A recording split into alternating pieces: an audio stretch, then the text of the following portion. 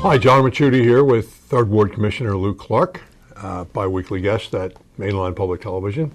Luke, we have some interesting things to talk about today. I noticed you have the beard back. We do, I do. It comes and it goes, you know? Yeah, I shave it off and my wife tells me to grow it back, so Well, I grow it back. I guess the first one is a little unsettling that we should talk about, and that's the president of the commissioners. Yeah, I've been talking about this a lot today. Then I won't prolong it. No, it's okay. It's not something I really want to prolong. He was arrested and charged today formally with internet crimes. We'll leave it at. I think everyone knows what it is at this point. So, the reason I say that is, how does this relate to Radnor? And first off, I think he needs to resign. I hope he does. I think that would be the right thing to do at this point. This is not what this township's about. It's not what our board is about. So I think that needs to happen, but that's up to him.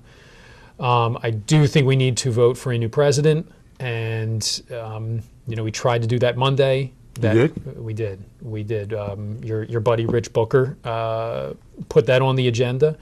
From my perspective, he was not showing up. He was under a criminal investigation, and I thought it appropriate to have him removed at least as president. And we didn't even nominate anybody or anything. It was just, we want to have a new vote for president. That's it. And that failed along party lines. Only 3 Republicans voted for it. 3 Democrats did not vote for it. They voted not to do it. So it failed. So he was arrested today as our president, unfortunately. So that was disappointing, especially given what's come out today, which has been very disturbing, and it's all over the place.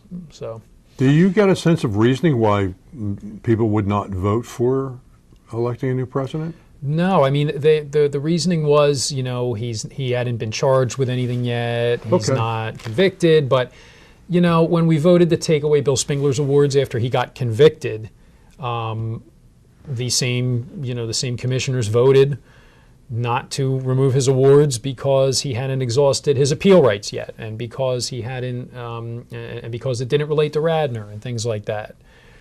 So, who's right or who's wrong? I'm taking the position I'm taking because I think I'm right. But what I don't like is that the commissioners, we knew what he was under investigation for. I think half the community knew by this past Monday evening, and and they still voted not to replace him as president. You were disappointed by that, I could tell. Yeah, I was, and now here we are. Well, let's move on to the 2018 budget and those highlights. Sure. So those highlights: number 1, no tax increase. People like that. No proposed tax increase, I should say.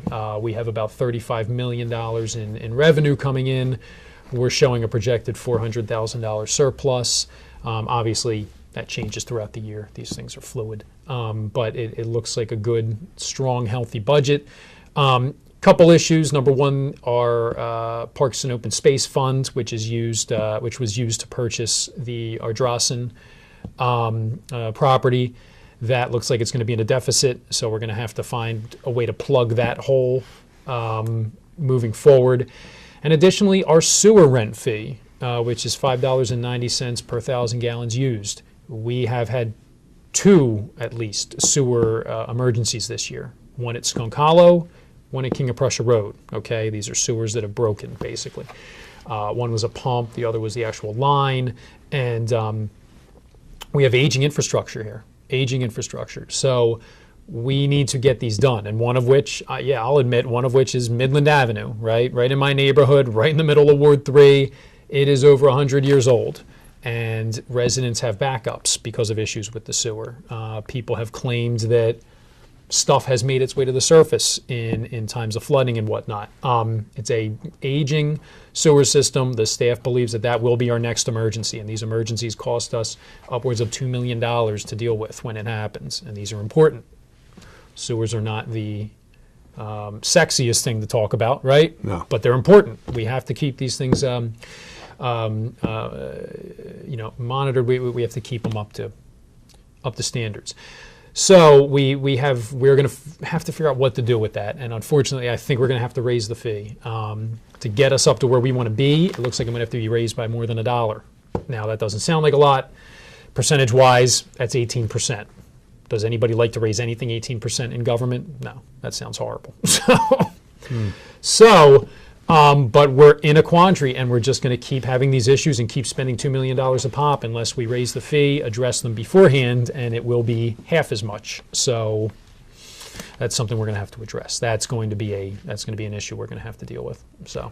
Well, I know I like to complain, so but I also like to No. I also like to compliment. I noticed that the Hell's Kitchen Highway has been repaved, and it's not bad now. It's not bad. No, it's actually passable. It's a smooth road now. Yeah, well, it's a nice road. It doesn't mean I'm not going to pen a letter to the Utility Commission complaining about Pico and Aqua and how they've handled this.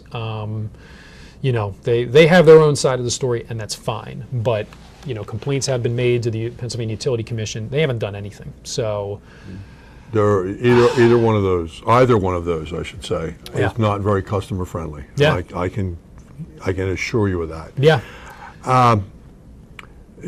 When Radnor Township contracts like Asplant, Mm-hmm. do they look into their background in any way? Does the person who negotiates those contracts look into their background? You know that they were just fined $93 million for having illegals working for them. I did see that. I don't know. As That's far a as fair I know, the contractor is picked, and it's on the contractor to make sure that his or her practices are in line with the law. So I don't know the answer to that, but I would imagine it's you pick a contractor and it's on the contractor to vet these people. So yeah, I did see that though. That's a lot of money. Well, not only that, but what's the liability to the township if one of these folks gets hurt or dies Yep. because they're improperly trained or? Sure.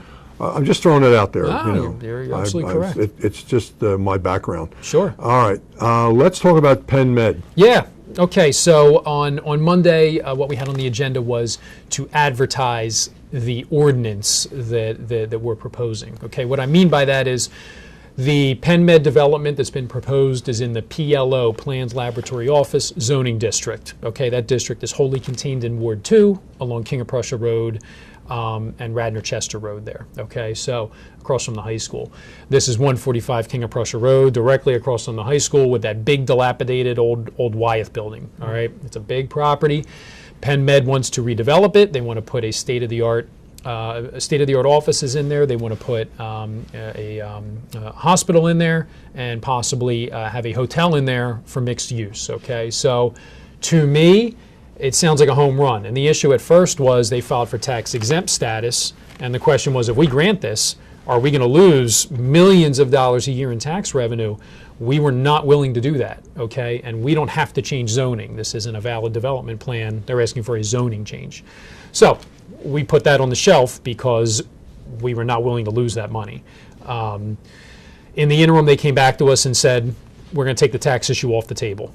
And the way they're going to structure it is with a sale leaseback. So they're going to sell it to a private entity. The private entity will lease it to them, and they will lease it from the private entity for the amount of the real estate taxes at least.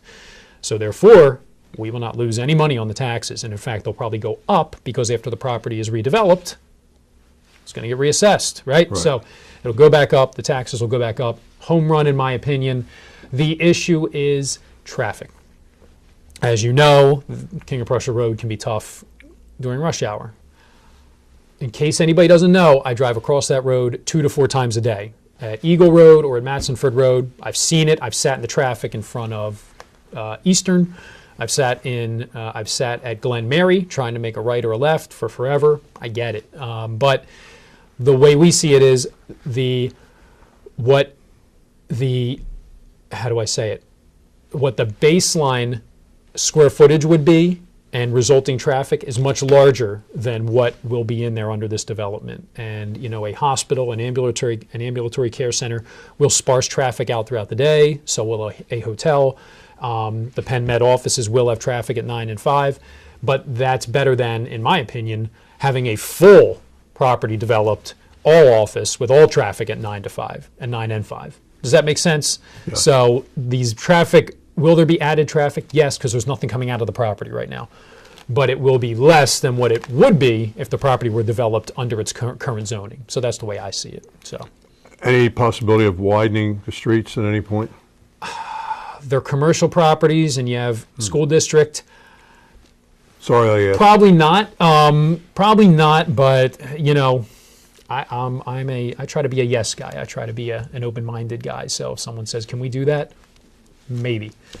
I don't know. As you can imagine, that's not an easy. As I'm sure you know, that's not an easy venture. No, I do know that. Yeah. But I think it's responsible of me to bring it up. Of course. Of course. And I was only concerned as a taxpayer in Radnor Township. Sure. That the pen wasn't, will go scot-free with this. No. All We right. made that very clear. That's not going to happen, and they've agreed. All right. Before I bring up upcoming events, Yeah. you want to talk about the Willows, and then I want to talk about a little bit of a tower situation that I had. A tower situation. All right. So the Willows, not much has changed since last time. Right now, the way it's looking, the total cost would be about $2.7 million. We have a $1 million donor. So 1.7 is what they're looking to the township for. We think we have about $1 million there that can be spent, in line with the budget. And there's probably $700,000 or so, or $1 million, depending on how it all works out, that we have to figure out where it's going to come from.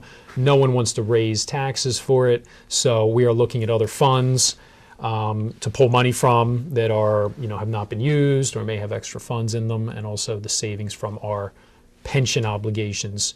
We're making changes to assumptions, and we actually see that as saving us $150,000, $200,000. So we think we can use those savings to help plug the hole. So. The next topic I wanted to bring up was something I said to you the day of the event. While Radnor Studio 21 was filming the Willows, the pumpkin patch, Sure. We had trouble getting an internet connection, and I mentioned something to you about a tower. Well, okay. Yeah. This is a bad topic? No, the topic's over for now. It was a hot topic for a little while there. Yeah, the reception there is, my reception was going in and out in the park there. So where's that topic? That topic is nowhere right now. Okay. We've had proposals come in. They have not been acted on. We tried, the Republicans tried to enact a policy to say no cell towers in the park. That went down. That did not pass. So we're back at square one. Well, we won't have to use that piece of equipment until next year. It'll come back up. Don't worry. Okay. It will come back up. There's no question. All right. I know you're busy. Let's talk about some upcoming events. Yeah, sure. So let me just pull them up here. So we've got on October 11th, and let me say this, because in my newsletter, I put in 2 Republican political events, okay? I'm a member of the Republican Party. Everybody knows that.